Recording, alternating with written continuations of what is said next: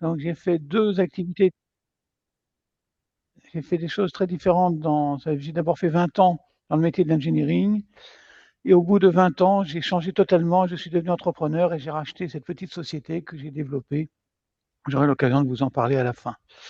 Voilà, donc l'objectif de ce soir, c'est de vous donner suffisamment d'éléments informatifs pour que vous puissiez comprendre, en fonction de votre carrière, eh bien, votre dossier, que vous puissiez connaître les options qui sont à votre disposition et qui pourront éventuellement vous intéresser.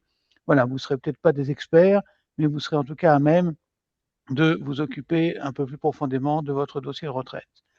Donc la présentation va se faire par des diapos ça va durer 50-55 minutes. Et après, comme il a été dit, eh bien, on répondra aux questions que vous poserez, soit sur le chat, soit directement avec votre micro. Voilà, ben écoutez, on est parti pour un webinaire d'à peu près 50-55 minutes. C'est parti.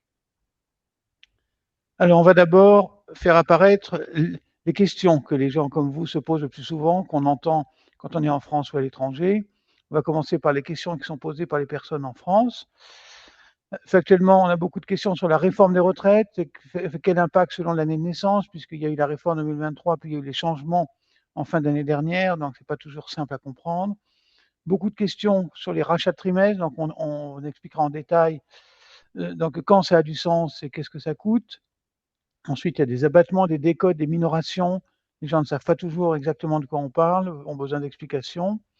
Comment poursuivre son activité et percevoir des pensions? C'est le cumul emploi-retraite. Ça, c'est important parce que c'est quelque chose qui va évoluer d'ici début 2027. Ensuite, les gens se demandent quelle est la date optimale de liquidation de mes droits. C'était d'autant plus vrai quand le cumul emploi-retraite encore aujourd'hui est possible. Vous pouvez très bien prendre votre retraite et continuer à travailler. Ça concerne essentiellement les entrepreneurs ou les professions libérales qui vont avoir ça à leur disposition. Ensuite, des questions sur à quel âge ai-je droit à mes retraites. On va voir qu'il y a une notion de carrière longue, il y a une notion d'âge légal d'ouverture des droits. Enfin, il y a, voilà, donc les âges, ce n'est pas si simple. Ça dépend aussi beaucoup de votre année de naissance. Ceux qui ont ou qui vont créer des entreprises se demandent avec quel statut ils vont avoir. Donc, entre le statut de gérant de SARL et de PDG de SAS, par exemple, il y a une grande différence.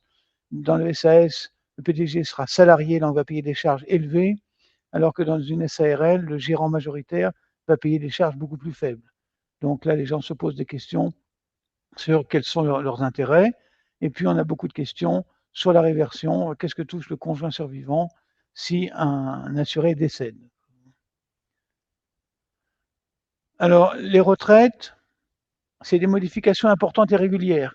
Quand on vous dirait aujourd'hui qu'en 2010, on partait à la retraite à 60 ans, ça paraît bien jeune et bien loin. Aujourd'hui, bientôt, on va être plutôt à 64. Le 64, certainement, dans l'avenir encore, sera amené à bouger.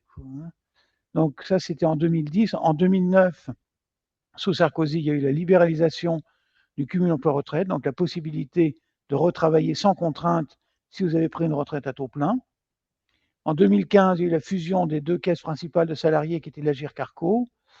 La réforme 2023 va nous amener progressivement à un départ à la retraite à 64 ans.